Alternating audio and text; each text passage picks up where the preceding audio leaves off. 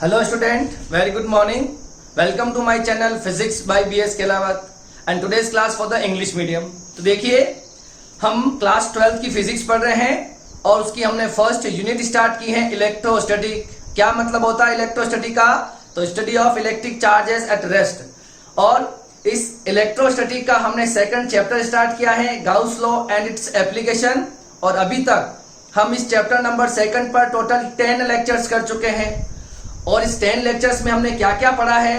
तो हमने पढ़ा है एरिया वेक्टर, इलेक्ट्रिक फ्लक्स पढ़ा है, कंटिन्यूअस चार्ज डिस्ट्रीब्यूशंस पढ़े हैं।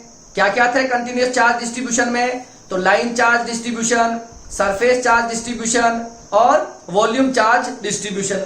इन तीनों तरह के चार्ज डिस्ट्रीब्यूशन के बाद में हमने पढ़ा था गाउस लॉ का कंसेप्ट, जिसमें हमने गाउस लॉ के स्टेटमेंट को पढ़ा था। और गाउस लॉ क्या करता है? तो गाउस लॉ किसी क्लोज सरफेस से पास होने वाले इलेक्ट्रिक फ्लक्स के बारे में आपको बताता है, ठीक है। और वो जो क्लोज सरफेस होती है उसे हम गाउसियन सरफेस बोलते थे। ये इमेजिनरी भी हो सकती है और रियल भी पॉसिबल है। फिर जो क्लोज सरफेस जो होती है उसका जो शेप होता है वो आर्बिट्रेरी भी हो सकता है और सिमेट्रिकल भी हो सकता है। तो फिर हमने गाउस लॉ को प्रूव किया था।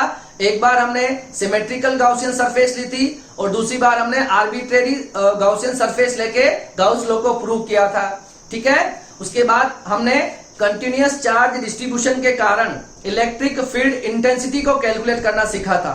तो फिर हमने 5 एप्लीकेशंस पढ़ी थी।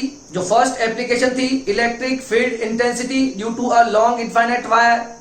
फिर हमने पढ़ा था electric field intensity due to a non conducting thin sheet. फिर थर्ड एप्लीकेशन हमने पढ़ी थी electric field intensity due to a conducting plate या शीट। और फोर्थ और 5 एप्लीकेशन थी जिसमें हमने पढ़ा था electric field intensity due to a conducting solid sphere. और लास्ट एप्लीकेशन थी electric field intensity due to a non conducting solid sphere, ठीक है। अब देखिए इस चैप्टर में सिर्फ 3 माइनर से टॉपिक बाकी रह जाते हैं जिसे हम 2 क्लासेस में कंप्लीट कर लेंगे, ठीक है।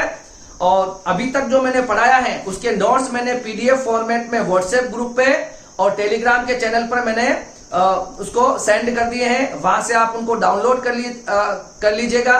अगर फिर भी किसी को कोई दिक्कत आ रही है तो आप मुझसे पर्सनली कांटेक्ट कर सकते हो। मैंने अपने नंबर जो है वो मैंने टेलीग्राम अकाउंट पर भी डाल रखे हैं, व्हाट्सएप पर भी डाल रखे हैं और फेसबुक पर भी डाल रखे हैं, ठीक है। तो वहां से आप मुझसे कांटेक्ट करोगे तो मैं आपको पर्सनली जो नोट्स अभी तक के बनाए हुए हैं वो मैं आपको सेंड कर दूंगा। क्लियर है? नोट्स जो हैं वो हिंदी मीडियम और इंग्लिश मीडियम के सेपरेट हैं। और चैनल के प्लेलिस्ट में जाके आप वीडियोस को देखें जहां पर आपको अलग अलग हिंदी मीडियम और जो इंग्लिश मीडियम है उनके अलग अलग वीडियोस आपको सीक्वेंस वाइज वहां पर मिल जाएंगे, ठीक है। तो देखिए आज हम स्टार्ट करने वाले हैं एक टॉपिक जो है हमारे पास force on the surface of charge conductor. मतलब जब आप किसी कंडक्टर को चार्ज करते हो तो जो चार्ज होगा वो उस कंडक्टिंग सरफेस पर एक्यूमुलेट हो जाता है, जिससे आउटवर्ड डायरेक्शन में सारे चार्ज एक दूसरे को रिपेल करेंगे, जिससे उस कंडक्टर के आउटवर्ड डायरेक्शन में एक फोर्स लगने लगता है और उस फोर्स की हमें कैलकुलेशन करनी है। और एट लास्ट हम क्या करेंगे? फोर्स पर यूनिट सरफेस एरिया निकालेंगे और फोर्स पर यूनिट सरफेस एरिया को हम इलेक्ट्रिकल प्रेशर कहते हैं, ठीक है। तो इन बातों का आपको ध्यान में रखना है। देखो ये टॉपिक पढ़ने से पहले मैं आपको 2 कंसेप्ट वापस स्पीडली रिवाइज करवा देता हूं। तो देखो सबसे पहले अगर कोई कंडक्टर होता है, ठीक है, ये सपोज कोई कंडक्टर है, इस कंडक्टर को जब हम चार्ज देते हैं तो आपको पता है कंडक्टर के अंदर चार्ज फ्लो करता है। जब आप इसको चार्ज दोगे तो ये कंडक्टर है तो चार्ज क्या करेगा? फ्लो करेगा। अब ये चार्ज इसमें फ्लो क्यों कर रहा है? कि सारे सिमिलर चार्ज होंगे तो सारे सिमिलर चार्ज एक दूसरे को रिपेल करेंगे और कुछ देर बाद सारा का सारा चार्ज कहाँ आ जाएगा? इसकी सरफेस पर आ जाएगा। कहाँ आ जाएगा? सरफेस पर आ जाएगा। इसका मतलब क्या हुआ कि इलेक्ट्रोस्टैटिक वाली कंडीशन में, है ना, इलेक्ट्रोस्टैटिक वाली कंडीशन में किसी कंडक्टर के इनसाइड जो चार्ज होता है Q इनसाइड, वो कितना हो जाएगा? 0। तो इलेक्ट्रिक फील्ड इनसाइड भी कितना हो जाएगा? 0 हो जाएगा, क्योंकि सारा का सारा चार्ज होगा वो सरफेस पर आ जाएगा। तो Q बचेगा 0 और इलेक्ट्रिक फील्ड भी कितना हो जाएगा? 0। तो सारा का सारा चार्ज कहाँ आ जाएगा? सरफेस पर आ जाएगा। क्यों आएगा? Due to a repulsion. अच्छा, रिपल्शन होने के बाद भी अगर एक कंडक्टर होगा तो ही तो चार्ज फ्लो करेंगे, ठीक है। तो ये कंडीशन आपको पता होनी चाहिए कि इलेक्ट्रोस्टैटिक में किसी कंडक्टर के इनसाइड टोटल चार्ज 0 होता है, इसका मतलब इलेक्ट्रिक फील्ड इंटेंसिटी भी 0 हो जाएगी, और चार्ज कहां पर रहेगा? उस कंडक्टिंग सरफेस पर रहेगा। किसे? उस कंडक्टर की सरफेस पर जो होगा वो चार्ज रहेगा। अब देखो, इसी जगह अगर ये नॉन कंडक्टिंग बॉडी होती, क्या होती? नॉन कंडक्टिंग बॉडी होती, तब क्या होता? तो जब हम इसको चार्ज देंगे तो चार्ज इसके वॉल्यूम में भी रहेगा, ठीक है। अब चार्ज, अभी देखिए सिमिलर चार्जेस हैं और ये चार्ज रिपेल भी कर रहे हैं, मगर रिपेल करने के बाद भी ये चार्ज फ्लो नहीं कर सकता, क्योंकि ये किस तरह की बॉडी है? नॉन कंडक्टिंग बॉडी है। तो नॉन कंडक्टिंग बॉडी के वॉल्यूम में क्या रहेगा? वॉल्यूम में भी क्या रहेगा? चार्ज प्रेजेंट रहेगा। जबकि इसमें कहां रहता है चार्ज? सिर्फ सरफेस पर प्रेजेंट रहता है। ये कंडक्टिंग बॉडी है और ये नॉन कंडक्टिंग बॉडी है, ठीक है। अच्छा, कंडक्टिंग बॉडी के लिए अगर चार्ज जब सरफेस पर होता है उसे हम कहते हैं सरफेस चार्ज डेंसिटी सिग्मा। क्या मतलब होता है? Charge per unit surface area is known as a surface charge density. अब देखिए इस पर आ जाइए। अब इसके वॉल्यूम में चार्ज प्रेजेंट रहेगा तो इसको हम बोलते हैं वॉल्यूम चार्ज डेंसिटी। क्या बोलते हैं? वॉल्यूम चार्ज डेंसिटी, ठीक है। अच्छा, वॉल्यूम चार्ज डेंसिटी का क्या मतलब है? Charge per unit volume is known as a volume charge density, जिसे हम किससे डिनोट करते हैं? रो से डिनोट करते हैं। तो कंडक्टिंग बॉडी होगी तो ऐसा होगा, और नॉन कंडक्टिंग बॉडी में कुछ ऐसा होता है, ठीक है। अभी हम जो पढ़ेंगे वो हम किसके लिए पढ़ेंगे? कंडक्टर के लिए पढ़ेंगे। तो ये केस आपको ध्यान में रखना है आज के टॉपिक के लिए, क्लियर है। अच्छा, इसके बाद हम दो छोटे से कंसेप्ट और देख लेते हैं इसके साथ में। देखो, अगर हमारे पास, हमने गाउस की दो एप्लीकेशंस पढ़ी हैं, आपको ध्यान होगा, एक हमने पढ़ी थी नॉन कंडक्टिंग थिन शीट, ठीक है। नॉन कंडक्टिंग थिन शीट पढ़ी थी, और इसके कारण हमने क्या निकालना सीखा था? जैसे कि इसको जब हम चार्ज करते हैं तो थिन शीट होगी, तो इस चार्ज की एक लेयर बन जाएगी, और उसके कारण किसी भी डिस्टेंस पर आप ले लो, यहां ले लो, यहां ले लो, है ना, एयर के अंदर किसी भी पॉइंट पी पर जब इलेक्ट्रिक फील्ड इंटेंसिटी निकालते हैं तो वो आती है सिग्मा अपॉन 2 एप्सिलॉन नॉट। कितनी आती है? Sigma upon 2 epsilon not, clear है। अब देखिए, इसकी जगह अगर कंडक्टिंग शीट होती, क्या होती? कंडक्टिंग शीट होती, तो कंडक्टिंग शीट में चार्जेस की कितनी लेयर बन जाती हैं? अगर इसकी विड्थ दी है तो चार्जेस की 2 लेयर बन जाती हैं। अंदर चार्ज 0 होता है कंडक्टर के, इलेक्ट्रिक फील्ड भी 0। तो देखिए, जब एक लेयर के कारण, है ना, due to a single layer, electric field intensity कितनी बनती है? Sigma upon 2 epsilon naught. तो ये जो फर्स्ट लेयर है और ये सेकंड लेयर है, इस फर्स्ट लेयर के कारण इलेक्ट्रिक फील्ड इंटेंसिटी बनेगी सिग्मा अपॉन 2 एप्सिलॉन नॉट, और इस सेकंड लेयर के कारण भी बनेगी इलेक्ट्रिक फील्ड, है ना, वो बढ़ेगी सिग्मा अपॉन 2 एप्सिलॉन नॉट। तो अगर कोई भी पी पॉइंट लेंगे तो यहां पर नेट इलेक्ट्रिक फील्ड इंटेंसिटी जो आएगी किसी कंडक्टिंग प्लेट के कारण, that is E1 plus E2, which is, देखो, sigma upon 2 epsilon naught plus sigma upon 2 epsilon naught, जो आएगा हमारे पास सिग्मा अपॉन एप्सिलॉन नॉट, ठीक है ना। तो नॉन कंडक्टिंग से डबल टाइम्स होती है कंडक्टिंग के लिए इलेक्ट्रिक फील्ड की इंटेंसिटी, और ये डिस्टेंस पर तो डिपेंड करती नहीं, चाहे आप यहां निकालो, यहां निकालो, यहां निकालो, एयर में किसी भी पॉइंट पर आप कैलकुलेट कर लो, इलेक्ट्रिक फील्ड इंटेंसिटी इतनी आनी है। इसके लिए होना क्या चाहिए? जो इसका, जो इस शीट का जो डिस्ट्रीब्यूशन होना चाहिए वो इनफाइनाइट तक होना चाहिए, तभी ये एक्सप्रेशन वैलिड होते हैं, क्लियर है। तो हम पढ़ रहे हैं कंडक्टिंग वाला, तो ये केस आपको ध्यान में रखना है कि किसी भी कंडक्टर के आउटसाइड किसी भी पॉइंट पर इलेक्ट्रिक फील्ड इंटेंसिटी कितनी होती है? Sigma upon epsilon not, clear है। और कंडक्टर के अंदर इलेक्ट्रिक फील्ड इंटेंसिटी कितनी होती है? 0, ठीक है। ये दोनों पॉइंट जो है आपको थोड़ा ध्यान रखना है, ठीक है। पहले भी मैं बता चुका हूं, पर आज के टॉपिक के लिए भी आपको ये ध्यान में रखना है, ठीक है। अब हम स्टार्ट करते हैं। आज का जो हमारा टॉपिक है वो है force on the surface of charge conductor. एक बात और देख लो, अब क्या होगा, देखो कैसे फोर्स लगता है। देखो, जैसे ये हमारे पास कोई कंडक्टिंग बॉडी होगी, जब आप इसको चार्ज दोगे तो चार्ज कहां आ जाएगा? बताओ, इसकी सरफेस पर आ जाएगा। अब सरफेस पर आ जाएगा, अब देखिए, ये चार्ज इस चार्ज को, सिमिलर चार्ज रिपेल करेगा, इधर फोर्स लगेगा, ये चार्ज इसको रिपेल करेगा, ये चार्ज इसको रिपेल करेगा, ये चार्ज इसको रिपेल करेगा, ठीक है, ये चार्ज इसको रिपेल करेगा, ये चार्ज इसको रिपेल करेगा। इस तरह से क्या होने लगता है? इस पूरे की पूरी सरफेस पर आउटवर्ड डायरेक्शन में एक फोर्स लगने लगता है, और हमें उस फोर्स की ही कैलकुलेशन आज करनी होगी, ठीक है। देखो force on the surface of charge conductor, clear है? ये जो फोर्स लग रहा है आउटवर्ड डायरेक्शन में, इसकी हमें कैलकुलेशन करनी है। और हम क्या करेंगे, फोर्स पर यूनिट सरफेस एरिया निकाल लें। अगर फोर्स पर यूनिट सरफेस एरिया निकालेंगे तो उसे हम प्रेशर बोलेंगे, और इसे हम बोलेंगे इलेक्ट्रिक प्रेशर, है ना? क्या बोलेंगे? क्योंकि ये इलेक्ट्रिक चार्ज की वजह से लग रहा है, तो इस प्रेशर को बोला जाएगा इलेक्ट्रिक प्रेशर, क्लियर है? तो हमें एट लास्ट फोर्स निकालने के बाद इस प्रेशर के एक्सप्रेशन को फाइंड आउट करना है, और ये आज का हमारा डेरिवेशन होगा, क्लियर है?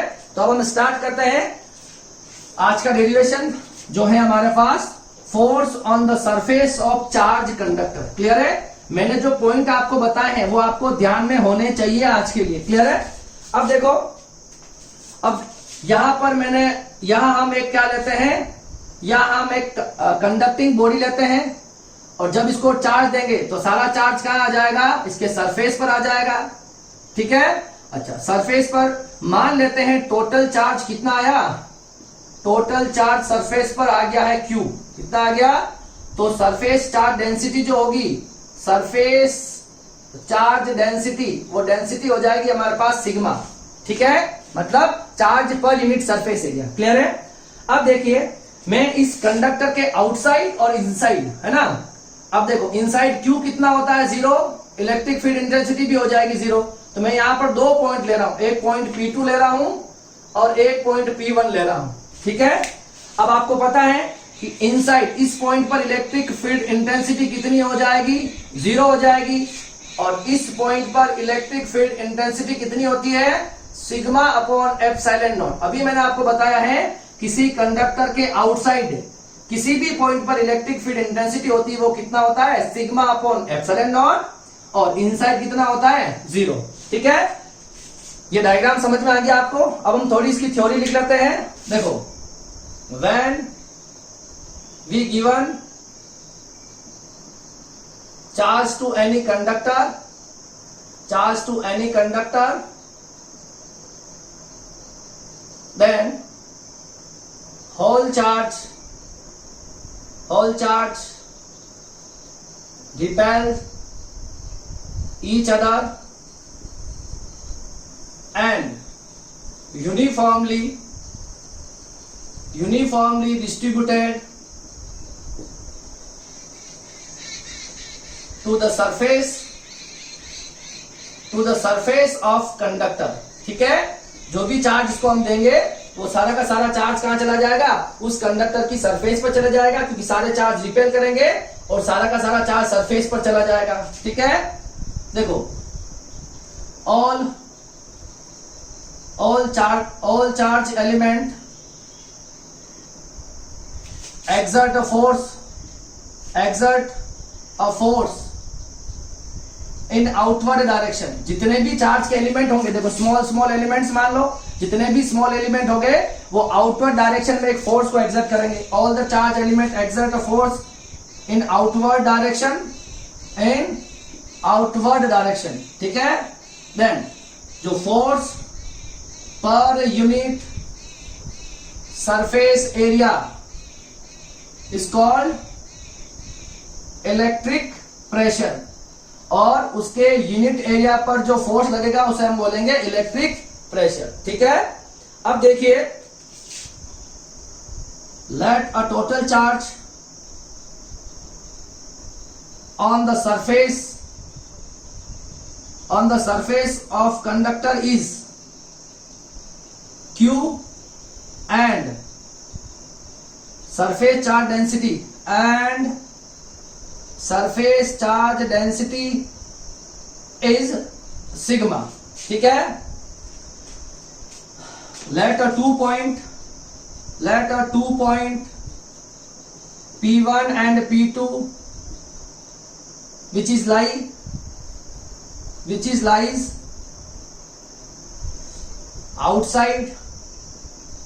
outside and inside the conductor. हमने दो पॉइंट लिए हैं, P1 P2, और जो कहां पर हैं, एक आउटसाइड द कंडक्टर है, एक इनसाइड द कंडक्टर है, ठीक है? तो देखिए, electric field at point P1 ठीक है, जो कितना हो जाएगा हमारे पास EP1 कितना हो जाएगा हमारे पास electric field intensity at point P1 which is sigma upon epsilon naught. ठीक है, इक्वेशन नंबर फर्स्ट। फिर हो जाएगा हमारे पास electric field at point P2 तो EP2 कितना हो जाएगा, अंदर इलेक्ट्रिक फील्ड इंटेंसिटी कितनी है हमारे पास 0। ये हो जाएगा हमारे पास इक्वेशन नंबर सेकंड। ठीक है, अब हम क्या करेंगे, देखो हम क्या करेंगे, इस कंडक्टिंग सरफेस को दो पार्ट में डिवाइड कर लेंगे। ठीक है, हम क्या करेंगे, एक स्मॉल एलिमेंट ले लेंगे जिसे हम बोलेंगे, इस स्मॉल एलिमेंट को हम नाम दे देंगे AB। क्या नाम दे देंगे, AB। और बाकी जो रेस्ट ऑफ सरफेस है उसको दे देंगे C। ठीक है, तो देखिए divide the conducting surface, divide the conducting surface into two parts AB and ACB। ठीक है, हमने इस कंडक्टिंग सरफेस को दो पार्ट में डिवाइड कर लिया। एक मैंने स्मॉल एलिमेंट लिया है AB और एक जो रेस्ट ऑफ जो रिमेनिंग पार्ट है ACB उसको ले लिया है। ठीक है, हम क्या करेंगे, देखो electric field due to AB है ना, जो स्मॉल एलिमेंट AB है उसके कारण इलेक्ट्रिक फील्ड इंटेंसिटी होगी, उसे हम E1 कह देंगे। और electric field due to ACB उसको हम बोल देंगे E2। कितना कह देंगे, E2 कह देंगे। ठीक है, हम क्या करते हैं, इस E1 E2 को निकाल के देखते हैं, है ना, इन दोनों पॉइंट्स पर। देखो अगर देखिए इस पर चार्ज है, अगर ये स्मॉल एलिमेंट है, इस पर चार्ज हो गया DQ। कितना चार्ज हो गया, हम मान लेते हैं DQ चार्ज है। अब देखिए ये चार्ज डिस्ट्रीब्यूट है, इस स्मॉल एलिमेंट के कारण इस P पॉइंट पर इलेक्ट्रिक फील्ड इंटेंसिटी की डायरेक्शन बताओ। ये पॉजिटिव है तो आउटवर्ड डायरेक्शन में है, तो इस स्मॉल एलिमेंट के कारण इस P1 पॉइंट पर इलेक्ट्रिक फील्ड इंटेंसिटी हो जाएगी E1 और जिसकी डायरेक्शन हो जाएगी इस तरह से कुछ। ठीक है, इधर अब जो रिमेनिंग पार्ट है हमारे पास ACB, उस ACB के कारण भी इलेक्ट्रिक फील्ड इंटेंसिटी की डायरेक्शन P1 पॉइंट पर हो जाएगी इधर। समझ में आ रहा है, तो नेट E कितना हो जाएगा आपके पास, दोनों की डायरेक्शन सेम है तो E1 प्लस E2। ठीक है ना, AB के कारण इलेक्ट्रिक फील्ड की डायरेक्शन है ना आउटवर्ड और ACB के कारण भी आउटवर्ड, तो दोनों की डायरेक्शन सेम हो जाएगी। तो इस P1 पॉइंट पर इलेक्ट्रिक फील्ड की डायरेक्शन हो जाए, जो नेट इलेक्ट्रिक फील्ड होगा वो हो जाएगा आपके पास E1 प्लस E2। अब इस पॉइंट पर आके देखो, अब देखिए ये जो AB जो स्मॉल एलिमेंट है उसके कारण इलेक्ट्रिक फील्ड इस P2 पॉइंट पर निकालना है, तो देखिए इसकी डायरेक्शन है ना पॉजिटिव अगर है तो इलेक्ट्रिक फील्ड की डायरेक्शन आउटवर्ड होती है ना, तो देखिए ये इलेक्ट्रिक फील्ड की डायरेक्शन हो जाएगी, ये हो जाएगा आपके पास E1। अब जो बचा हुआ जो पार्ट है रिमेनिंग पार्ट ACB के कारण इलेक्ट्रिक फील्ड की इंटेंसिटी देखो इस P2 पॉइंट पर जाना है, ये ACB के कारण इलेक्ट्रिक फील्ड की इंटेंसिटी इधर, तो हो जाएगा ये E2। तो नेट E यहां पर कितना आ जाएगा, E1 माइनस E2। क्लियर है ना, क्योंकि डायरेक्शन क्या है, अपोजिट है। ठीक है, तो देखिए electric field at point P1 निकाल लेते हैं, तो EP1 कितना आ जाएगा आपके पास, E1 plus E2 equation number third. और electric field at point P2 जो इनसाइड है उस पर कितना आ जाएगा, EP2 कितना आ जाएगा, E1 minus E2 equation number 4। ठीक है, अब देखिए from equation second and fourth, equation number second को देखो और इक्वेशन नंबर 4 को देखो, तो देखो EP2 की वैल्यू कितनी है 0 इक्वेशन नंबर 4 में, और E1 माइनस E2, तो यहां से क्या मिल जाएगा आपको, E1 इक्वल टू E2, मतलब E1 और E2 की जो वैल्यू होगी वो क्या हो जाएगी, सेम हो जाएगी। ये आ जाएगा आपके पास E1 equal to E2। Clear है, अब देखिए हम लगाएंगे इक्वेशन नंबर थर्ड और first from equation third and fourth. Equation third और फोर्थ से देखो, इक्वेशन थर्ड क्या कह रही है, EP1 equal to E1 plus E2। ठीक है, EP1 की वैल्यू कितनी बताओ, सिग्मा अपॉन एप्सिलॉन नॉट, और E1 और E2 तो सेम है तो आप इसको लिख सकते हो 2E2 है ना, E1 को भी E2 लिखा जा सकता है ना, तो E2 प्लस E2 2E2, तो यहां पर E2 की जो वैल्यू आएगी वो कितनी आ जाएगी, सिग्मा अपॉन 2 एप्सिलॉन नॉट। ठीक है, ये आपके पास क्या आ गई है, E2 की वैल्यू आ गई है। अब देखिए ये जो स्मॉल एलिमेंट है इस पर इलेक्ट्रिक फील्ड कितना आ रहा है, देखो E2 आ रहा। इन दोनों की डायरेक्शन E1 E2 की डायरेक्शन परपेंडिकुलर आउटवर्ड है, इसकी डायरेक्शन इस डायरेक्शन में है। तो इस AB स्मॉल एलिमेंट पर इलेक्ट्रिक फील्ड इंटेंसिटी कितनी है, E2 है। क्लियर है? तो पहले हम क्या करेंगे, ये जो स्मॉल एलिमेंट है इस पर फोर्स कैलकुलेट कर लेंगे और फिर हम पूरी की पूरी सरफेस पर निकाल लेंगे। ठीक है, तो देखिए पहले मैं इसको आप कॉपी कर लीजिएगा इस थ्योरी को। ठीक है, देखो थ्योरी लिखनी जरूरी है, बाकी बहुत शॉर्ट डेरिवेशन है ये, पर थ्योरी नहीं लिखोगे तो बोर्ड के अंदर ये नंबर आपको पूरे नहीं मिलेंगे। क्लियर है? तो जो बोर्ड के स्टूडेंट है वो थ्योरी लिखने की अच्छे से प्रैक्टिस करें। ठीक है, अब देखो अब क्या होगा कि हम क्या करेंगे स्मॉल एलिमेंट पर। ठीक है, देखो let total charge on small element AB is कितना हो गया, dq हो गया। हम इस स्मॉल एलिमेंट AB पर चार्ज कितना मान ले, dq। ठीक है, तो फोर्स ऑन AB, तो फोर्स कितना आ जाएगा AB पर वो निकाल लेंगे। तो आपको पता है इलेक्ट्रिक फील्ड में किसी चार्ज पर फोर्स कितना लगता है, F इक्वल टू QE लगता है ना। क्या लगता है, F इक्वल टू QE, यही फॉर्मूला होता है। इस फॉर्मूले को देखो इसके लिए अप्लाई करेंगे। तो मान लेते हैं उस स्मॉल एलिमेंट पर फोर्स लग रहा है DF। ठीक है, चार्ज कितना हो जाएगा उस स्मॉल एलिमेंट पर, dq, और इलेक्ट्रिक फील्ड की इंटेंसिटी हो जाएगी स्मॉल एलिमेंट पर E2। कितनी हो जाएगी, E2 हो जाएगी। क्लियर है? तो DF इक्वल टू DF क्या आ गया आपके पास, फोर्स, तो ये आ जाएगा E2 इंटू dq। ये आपके पास क्या आ गया, फोर्स आ गया। अब हम क्या करेंगे, E2 की वैल्यू भी रख लेंगे और dq की वैल्यू भी रख लेंगे। ठीक है, ये इक्वेशन नंबर हो जाएगी आपके पास इक्वेशन नंबर 5 और ये हो जाएगी इक्वेशन नंबर 6। ठीक है, तो देखो E2 की वैल्यू हमारे पास क्या है बताओ, E2 की वैल्यू मेरे पास है सिग्मा अपॉन 2 एप्सिलॉन नॉट, और dq की वैल्यू बताओ, सिग्मा इक्वल्स टू क्या होता है, dq अपॉन ds, यही होता है। तो यहां से dq की वैल्यू कितनी आ जाएगी, सिग्मा इंटू ds, यही आ जाएगी। इन दोनों वैल्यूज को आपको रख देना है। ठीक है, इन दोनों वैल्यूज को आपको रखना है इक्वेशन नंबर 6 में। कहां रखना है, इस इक्वेशन नंबर 6 में रख दोगे तो df कितना आ जाएगा बताओ, E2 की वैल्यू बताओ, E2 की वैल्यू है सिग्मा अपॉन 2 एप्सिलॉन नॉट और dq की वैल्यू है सिग्मा इंटू ds।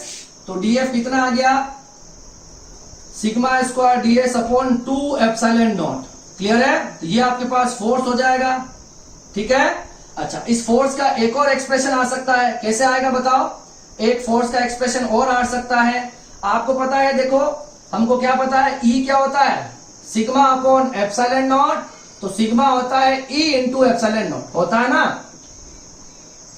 किसी कंडक्टिंग सरफेस के आउटवर्ड पॉइंट पर इलेक्ट्रिक फील्ड इंटेंसिटी कितनी होती है, सिग्मा अपॉन एप्सिलॉन नॉट। तो सिग्मा की वैल्यू आप चाहो तो यहां रख सकते हो और डीएफ का एक और एक्सप्रेशन निकाल सकते हो। सिग्मा की वैल्यू रखोगे तो कितना हो जाएगा, सिग्मा की वैल्यू यहां रखोगे तो E square epsilon naught square DS upon 2 epsilon naught, epsilon naught से एप्सिलॉन नॉट कैंसल, तो हमारे पास डीएफ कितना आ जाएगा 1/2 epsilon naught E square into DS. तो ये आपके पास फोर्स के एक्सप्रेशंस हो जाने हैं। ठीक है, तो फोर्स ये जो स्मॉल एलिमेंट ए बी जो है उस पर लगने वाला फोर्स ये हो सकता है sigma square DS upon 2 epsilon not और 1/2 epsilon naught E square into DS, ये दोनों हो सकता है। क्लियर है? अब देखो ये आपने लिख लिया होगा आई होप सो। तो देखो अब क्या करेंगे हम आगे, अब हमें क्या निकालना है, टोटल फोर्स निकालना है। तो टोटल फोर्स निकालने के लिए जो इक्वेशन नंबर 7 और 8 जो है, इक्वेशन नंबर 7 या 8 है, इसको हम इंटीग्रेट कर देंगे, है ना। तो total force on the surface of charge conductor, total force charge conductor वो कितना आ जाएगा, देखो तो टोटल फोर्स जो आ जाएगा, आप इस 7 और 8 इक्वेशन को इंटीग्रेट कर दोगे। जब हम डीएफ को इंटीग्रेट करेंगे तो कितना आ जाएगा, एफ आ जाएगा। तो इसके आंसर हो जाएंगे हमारे पास 1/2 sigma square DS upon epsilon not, यही हो जाएगा ना। अब और इसका एक और आंसर हो सकता है ये वाला, इसको इंटीग्रेट कर दो तो 1/2 epsilon naught E square ds। तो ये आपके पास टोटल फोर्स का एक्सप्रेशन आ चुका है, ठीक है। और यही हमें करना था। अगर आपके पास फोर्स है, ठीक है, टोटल फोर्स ये आया तो आप फोर्स पर यूनिट सरफेस एरिया निकाल सकते हो। मतलब एक यूनिट सरफेस एरिया लेंगे और इस पर फोर्स निकाल लेंगे, है ना। तो हम क्या निकालेंगे, फोर्स पर यूनिट सरफेस एरिया। और इसको हम क्या कहते हैं, इसको हम कहते हैं, है ना, तो प्रेशर कहते हैं फोर्स पर यूनिट सरफेस एरिया, ठीक है। और इसको प्रेशर क्या बोलेंगे, चार्ज की वजह से है तो इलेक्ट्रिक प्रेशर बोलेंगे। क्या बोलेंगे, इलेक्ट्रिक प्रेशर बोल देंगे। तो देखो हम क्या करेंगे, इसको हम कर देंगे डीएफ, है ना, डीएफ अपॉन डीएस।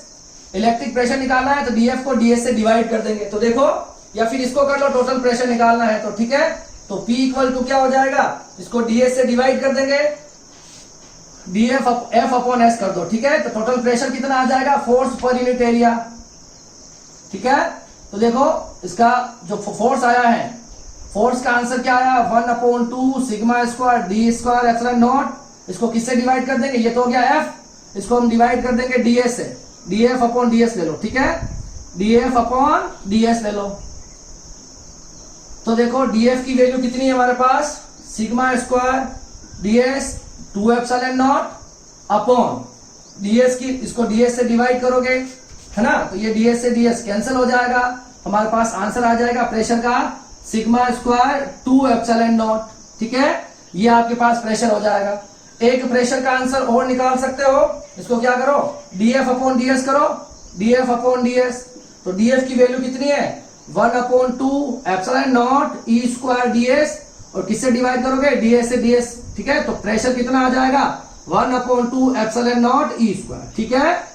ये दोनों इसके लिए आंसर हो जाएंगे। तो प्रेशर का लिए आप ये भी आंसर है और ये भी आंसर, कुछ भी नहीं है। देखो ये फोर्स है ना, फोर्स को हम एरिया से डिवाइड कर देंगे तो डीएस से डीएस कैंसिल हो जाएगा, एक बार आंसर ये बच जाएगा और एक बार हमारे पास आंसर ये बच जाएगा, ठीक है। तो ये हमारे पास प्रेशर के एक्सप्रेशन है। देखो ये दोनों मैंने इसलिए बताया, है ना, ये दोनों इसलिए बताया क्योंकि जब आपको कभी सिग्मा दे रखा होगा, सरफेस चार्ज डेंसिटी, तब इस फॉर्मूले से प्रेशर निकाल सकते हो। अगर आपको इलेक्ट्रिक फील्ड इंटेंसिटी दे रखी है तो आप इस फॉर्मूले से क्या निकाल सकते हो, इलेक्ट्रिक प्रेशर कैलकुलेट कर सकते हो, ठीक है ना।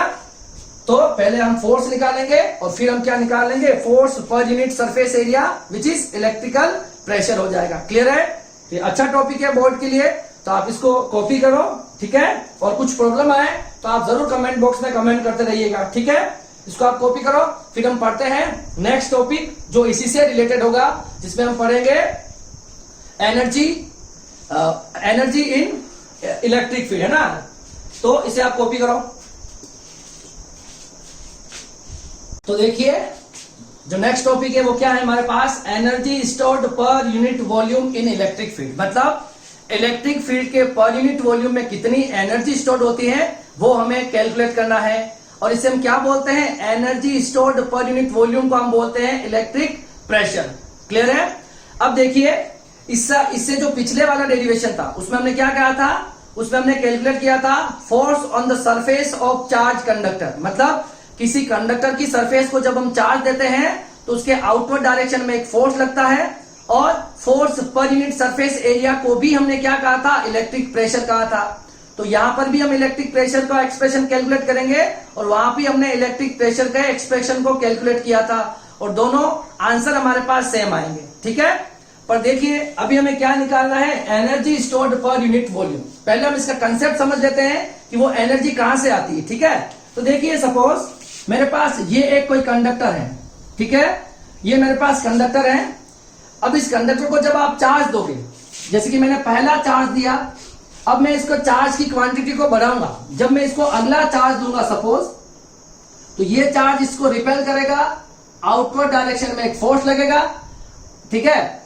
अब देखिए जब इस चार्ज को आप इस सरफेस पर लेके आओगे तो आपको इस फोर्स के अगेंस्ट क्या करना पड़ेगा, इस फोर्स के अगेंस्ट आपको वर्क डन करना पड़ेगा, और वो वर्क डन जो होगा वो एनर्जी की फॉर्म में क्या हो जाएगा, stored in form of energy, stored in form of energy, ठीक है। ये जो आप वर्क डन करोगे ना, इस चार्ज को इस सरफेस पे लेके आओगे तो इस इलेक्ट्रिक फोर्स जो लग रहा है आउटवर्ड डायरेक्शन में, इसके अगेंस्ट जो वर्क डन करना पड़ेगा। आपको पता है कि वर्क डन क्या होता है, फॉर्म ऑफ एनर्जी होता है, और एनर्जी का नेचर कैसा होता है, कंजर्व्ड इन नेचर होती है। क्या मतलब हो गया इसका कि energy can neither be created nor be destroyed, it can only change from one form of energy into the another form of energy. जो आप वर्क डन करोगे ना, वो वर्क डन ही आपके पास एनर्जी की फॉर्म में स्टोर हो जाएगा। ठीक है, तो आपको क्या करना होगा, वो वर्क डन अगर हम कैलकुलेट कर पाते हैं तो हम क्या निकाल सकते हैं, एनर्जी निकाल लेंगे। जब आप एनर्जी निकाल लोगे तो एनर्जी पर यूनिट वॉल्यूम निकाल लेंगे, जो आपको इलेक्ट्रिक प्रेशर का एक्सप्रेशन दे देगा। क्लियर है? तो जैसे जैसे आप इस सरफेस पर चार्ज की क्वांटिटी बढ़ाओगे ना, वैसे वैसे ये इस फोर्स के अगेंस्ट वर्क डन करना पड़ेगा, और सारा का सारा वर्क डन जो होगा वो इसकी सरफेस पर क्या हो जाएगा, इलेक्ट्रिक एनर्जी की फॉर्म में स्टोर हो जाएगा। क्लियर है? अब देखिए, फोर्स अगर आउटवर्ड डायरेक्शन में लगता है तो आउटवर्ड डायरेक्शन में एक प्रेशर भी लगता है, और प्रेशर हम निकाल चुके हैं। किसी कंडक्टिंग सरफेस के आउटवर्ड डायरेक्शन में जो प्रेशर लगता है, वो प्रेशर कितना लगता है, sigma square upon 2 epsilon not, या हम सिग्मा की वैल्यू रखेंगे तो आ जाएगा 1 upon 2 epsilon naught E square. ठीक है, तो इस प्रेशर के एक्सप्रेशन को आपको इस डेरिवेशन के लिए याद रखना होगा। क्लियर है? तो देखो, अब हम करते हैं इसका डेरिवेशन। एक छोटा सा डेरिवेशन है, बिल्कुल सिंपल है। देखो हम क्या करते हैं, देखो हम एक कंडक्टर लेते हैं। ठीक है, हम एक कंडक्टर लेते हैं। सपोज ये मैंने एक कंडक्टर ले लिया, सपोज। ठीक है, ओके, ये मैंने एक कंडक्टर ले लिया। क्लियर है? अब इस कंडक्टर को आप चार्ज करोगे। जैसे जैसे हम इस कंडक्टर को चार्ज करेंगे, ठीक है, इस तरह से, तो स्टोर, जैसे जैसे हम चार्ज स्टोर करते जाएंगे तो आपको एक्सटर्नल फोर्स के अगेंस्ट क्या करना पड़ेगा, वर्क डन करना पड़ेगा। ठीक है, तो हम मान लेते हैं, अब जैसे आपने इसको चार्ज दिया तो इसका जो वॉल्यूम होगा, इस जो स्फीयर दिख रहा है, इसका वॉल्यूम स्लाइटली क्या हो जाएगा, इंक्रीज हो जाएगा। मैं इसको थोड़ा बड़ा बता रहा हूं समझाने के लिए, तो इस तरह से इसका वॉल्यूम क्या हो जाएगा, इंक्रीज हो जाएगा सपोज। ठीक है, क्योंकि जैसे जैसे चार्ज की क्वांटिटी सरफेस पर बढ़ेगी ना, तो इसका वॉल्यूम जो है वो स्लाइटली इंक्रीज हो गया, मतलब इसका सरफेस एरिया बढ़ जाएगा। तो देखो, अब चार्ज करने के बाद में जो इसकी रेडियस है उसको ले रहा हूं मैं r, कितना ले रहा हूं, r, और ये जो इंक्रीमेंट हुआ है, जो वॉल्यूम के अंदर इंक्रीज हुआ है, वो हम मान लेते हैं स्मॉल डिस्टेंस dr, ये जो सरफेस एरिया है ये इंक्रीज हो गया है। क्लियर है? तो अब हम क्या करेंगे, इस पर टोटल चार्ज हम मान लेंगे q, कितना मान लेंगे, q, और सरफेस चार्ज डेंसिटी मान लेंगे सिग्मा, कितनी मान लेंगे, सिग्मा। तो टोटल चार्ज आपके पास हो जाएगा q, और सरफेस चार्ज डेंसिटी हो जाएगी सिग्मा। क्लियर है? अब देखिए, किसी कंडक्टिंग सरफेस के आउटवर्ड डायरेक्शन में क्या लगता है, जैसे कंडक्टिंग सरफेस है तो आउटवर्ड डायरेक्शन में क्या लगता है, फोर्स लगता है। ठीक है, तो ये फोर्स लगेगा तो आउटवर्ड डायरेक्शन में एक प्रेशर लग जाएगा, फोर्स पर यूनिट एरिया। ठीक है ना, तो आउटवर्ड डायरेक्शन में एक प्रेशर भी एग्जर्ट करने लगेगा। ठीक है, तो अब हम इसकी थ्योरी लिखेंगे, और हम क्या करेंगे, यहां से यहां तक इसको कंप्रेस करेंगे, वापस इस वाले स्पेयर को dr डिस्टेंस कंप्रेस करेंगे, और कंप्रेस करने में जो वर्क डन होगा वो स्मॉल वर्क डन dw निकाल लेंगे, और फिर हम टोटल वर्क डन निकाल लेंगे, और ये इससे हमको क्या मिल जाएगा, हमारा सॉल्यूशन मिल जाएगा। ठीक है, तो देखो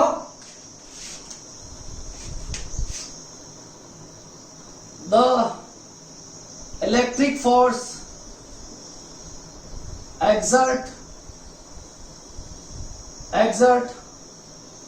outward direction on the surface of charged conductor। मतलब कोई अगर कंडक्टर है, उसके आउटवर्ड डायरेक्शन में क्या लगता है, एक इलेक्ट्रिक फोर्स लगता है। क्या लगता है, एक इलेक्ट्रिक फोर्स लगता है। और अगर हम चार्ज की क्वांटिटी बढ़ाएंगे, when we increase the quantity of charge on conducting surface। ठीक है, जब आप इसके अंदर, इसके सरफेस पर चार्ज की क्वांटिटी बढ़ाओगे ना, तो आपको इलेक्ट्रिक फोर्स के अगेंस्ट एक वर्क डन करना पड़ेगा और वो वर्क डन ही इलेक्ट्रिकल एनर्जी की फॉर्म में स्टोर हो जाएगा। ठीक है, quantity of charge on the conducting surface, then work done against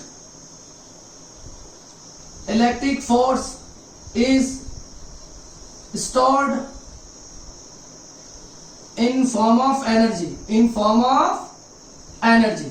ठीक है, तो आपका जो वर्क डन होगा वो क्या हो जाएगा, इलेक्ट्रिकल एनर्जी की फॉर्म में स्टोर हो जाएगा। ठीक है, तो let total charge Q and surface charge density is sigma, radius of conducting charged sphere is, है ना, चार्ज स्फीयर इज r, उसकी रेडियस कितनी ले लेंगे हम, r ले लेंगे। ठीक है, तो देखिए प्रेशर हम क्या निकाल लेंगे, प्रेशर कितना आएगा बताओ, चार्ज करने के बाद में आउटवर्ड डायरेक्शन में एक प्रेशर लगेगा, जो प्रेशर हो जाएगा हमारे पास sigma square upon 2 epsilon naught, that is pressure. अगर आपके पास प्रेशर है तो आपको पता है P बराबर क्या होता है, F अपॉन A, तो F हमारे पास क्या हो जाएगा, P इंटू A, है ना। तो फोर्स जो हो जाएगा क्या हो जाएगा, इलेक्ट्रिक फोर्स आउटवर्ड डायरेक्शन में, ये जो फोर्स जो हो जाएगा ना, वो फोर्स कितना हो जाएगा, प्रेशर इंटू एरिया। अब मुझे बताओ इस स्फीयर का सरफेस एरिया कितना है, अगर रेडियस r है तो सरफेस एरिया हो जाएगा इसके पास 4 पाई r स्क्वायर, यही होगा सरफेस एरिया। आपको पता है कि इक्वेशन नंबर फर्स्ट है, तो देखो प्रेशर हमारे पास कितना है, प्रेशर हमारे पास है sigma square upon 2 epsilon not, और एरिया आपके पास कितना है, सरफेस एरिया 4 पाई r स्क्वायर, कितना हो जाएगा, ये दोनों वैल्यूज इस इक्वेशन नंबर में रख दोगे, ये हो जाएगा इक्वेशन नंबर सेकंड। और ये क्या हो जाएगा, देन इलेक्ट्रिक फोर्स इज, कितना आएगा इलेक्ट्रिक फोर्स, प्रेशर कितना है बताओ, सिग्मा स्क्वायर 2 एप्सिलॉन नॉट, और एरिया कितना हो गया 4 पाई r स्क्वायर। तो ये आपके पास क्या आ जाएगा, फोर्स आ जाएगा, क्या आ जाएगा, फोर्स आ जाएगा। अब देखिए हम क्या करते हैं, हम निकालेंगे, अब इस स्फीयर को आपको कंप्रेस करना है। देखो इसका जो वॉल्यूम था इतना इंक्रीज हुआ था dr, तो आपको वर्क डन निकाल लेंगे हम इस dr डिस्प्लेसमेंट के लिए। तो हम क्या करेंगे, है ना, compress the conducting sphere by distance dr, ठीक है। हम क्या करेंगे, इस स्फीयर को dr डिस्टेंस से कंप्रेस करेंगे। सो वर्क डन इस dr डिस्प्लेसमेंट करने में कितना वर्क डन होगा, तो dw एक स्मॉल वर्क डन होगा। तो वर्क डन क्या होता है, force into displacement, dw into F dr, है ना, small work done force into dr आपने इसको क्या किया, इस स्फीयर को कंप्रेस किया। तो अब देखिए हम क्या करेंगे, f की वैल्यू रखेंगे। तो f की वैल्यू मेरे पास कितनी है, sigma square 2 epsilon not 4 pi r square into dr, और ये हो जाएगी इक्वेशन नंबर 4 हो जाएगी, कितने हो जाएगी 4। अब मुझे बताओ कंप्रेस करने के बाद में इसका जो वॉल्यूम है वो कितना डिक्रीज हुआ है ना। अगर मैं इसको कंप्रेस करूंगा इतना ना, तो कितना वर्क डन तो आपने निकाल लिया, ठीक है। कितना वॉल्यूम, देखो वॉल्यूम होता है हमारे पास 4 पाई r स्क्वायर। अगर आपने dr डिस्प्लेसमेंट दिया, इसको कंप्रेस किया है, तो वॉल्यूम के अंदर कितनी डिक्रीमेंट इन वॉल्यूम कितना हो जाएगा, 4 पाई r स्क्वायर इंटू dr, है ना। ये हो जाएगा डिक्रीमेंट इन वॉल्यूम, है ना। वॉल्यूम के अंदर वॉल्यूम कितना डिक्रीज हो जाएगा, तो dv वॉल्यूम डिक्रीज हो जाएगा 4 पाई r square dr। Total volume है 4 पाई r स्क्वायर, और आप इसको dr डिस्प्लेसमेंट से कंप्रेस कर रहे हो, तो वॉल्यूम कितना कम हो जाएगा, 4 पाई r स्क्वायर dr। ये हो जाएगी इक्वेशन नंबर 5। देखो 4 एंड 5 को देखो आपको पता है 4 पाई r स्क्वायर dr, 4 पाई r स्क्वायर dr को क्या लिख सकता हूं मैं, dv। तो dw कितना आ जाएगा, सिग्मा स्क्वायर 2 एप्सिलॉन नॉट और dv, ठीक है ना। ये हो जाएगा, ये हमारे पास आ गया वर्क डन का एक्सप्रेशन। क्या आ गया, ये वर्क डन का एक्सप्रेशन आ गया मेरे पास। और वर्क डन जो होता है ना, वो वर्क डन किसके बराबर होता है? वर्क डन एनर्जी के बराबर होता है ना? मतलब वर्क डन जितना आपने वर्क करोगे ना वही तो एनर्जी की फॉर्म में स्टोर होगा, क्योंकि work done is equal to change in work done equal to energy होता ना। तो जितना आप वर्क डन करोगे उतनी ही आपके पास इसके वॉल्यूम में इलेक्ट्रिकल एनर्जी स्टोर हो जाएगी। इसको मेरे को रब करना पड़ेगा, फिर हम आगे करते हैं। देखो ठीक है, अब देखिए जो हमारे पास वर्क डन आया है ना, उस वर्क डन को हम क्या बोल देंगे? एनर्जी बोल देंगे। ठीक है, तो work done equal to total energy. जितना आप वर्क डन करोगे उतनी एनर्जी स्टोर हो जाएगी। तो इस dw को लिख लेंगे du, that is sigma square 2 epsilon not dv। ठीक है, एक du का ये भी फॉर्मेट हो सकता है, और आपको पता है E इक्वल टू क्या होता है बताओ? Sigma upon epsilon naught. तो सिग्मा कितना हो जाएगा? E into epsilon naught. तो आप यहाँ पे सिग्मा की वैल्यू भी रख सकते हो इस कॉलम में। ठीक है, ये इक्वेशन नंबर 7 हो जाएगी। इस इक्वेशन नंबर 7 में सिग्मा की वैल्यू रखोगे तो एनर्जी कितनी आ जाएगी? E square epsilon naught square dv upon 2 epsilon not. ये कैंसिल हो जाएगा, तो यहाँ पर एनर्जी आ जाएगी 1 upon 2 epsilon not E square और dv। ठीक है, ये आपके पास कैपिटल U है। क्लियर है? क्या लिखा मैंने? कैपिटल U लिखा है। ठीक है, ये आ जाएगी आपके पास वर्क डन होगा, वो आपकी एनर्जी हो जाएगी। अब हमको क्या निकालना है? Energy stored per unit volume. क्या निकालना है? पर यूनिट वॉल्यूम निकालना है। तो हम क्या करेंगे? इस 7th और 8th इक्वेशन दिख रही है ना, इस dv को इधर ले आओ, इस du अपॉन dv कर दो। क्या निकाल लेंगे हम? Energy stored per unit volume. Energy stored per unit volume. तो एनर्जी हमारे पास ये आई है, और पर यूनिट वॉल्यूम मतलब हम इसको वॉल्यूम से डिवाइड कर दें। तो देखिए ये du है, तो du अपॉन क्या कर देंगे? dv कर देंगे। ये u कैपिटल है। क्लियर है? du अपॉन क्या कर देंगे? dv कर देंगे, और इसको हम लिखेंगे स्मॉल u से। किससे लिखेंगे? स्मॉल u से। स्मॉल u को कहेंगे हम energy stored per unit volume. तो सिग्मा स्क्वायर 2 एप्सिलॉन नॉट। ठीक है, इस dv को जब इधर लाओगे ना, du अपॉन dv, तो sigma square upon 2 epsilon naught बचेगा ना। तो ये हो जाएगा आपके पास energy stored per unit volume. Equation number 9 कह दो इसको, या इसका एक और आंसर आ सकता है, इसको भी कर लो। इसके नीचे dv ले आओ, यहाँ पे dv इसके नीचे लाए तो ये आ गया। यहाँ पर energy stored per unit volume, तो du अपॉन dv कर दो, तो क्या हो जाएगा? 1 upon 2 epsilon not E square. ठीक है, और इसको हम लिखते हैं स्मॉल u से। किससे लिखते हैं? स्मॉल u से इसको लिखा जाता है। ठीक है, स्मॉल u से। क्लियर है? तो ये हमारे पास 9 और 10 इक्वेशन जो है वही है हमारे पास energy stored per unit volume in electric field.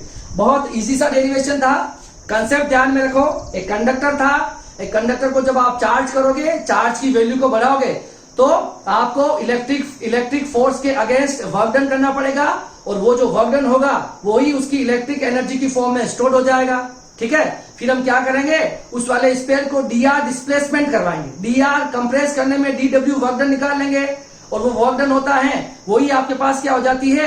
Energy stored per unit volume हो जाती है। क्लियर है? तो इसको आप ध्यान से कर लीजिएगा एक बार। ठीक है, तो आज की क्लास हम यही समाप्त कर रहे हैं। क्लियर है? आप घर पे रहिए, सेफ रहिए, पढ़ाई करते रहिए। कुछ भी प्रॉब्लम आए तो आप जरूर शेयर करें। ठीक है, थैंक यू सो मच।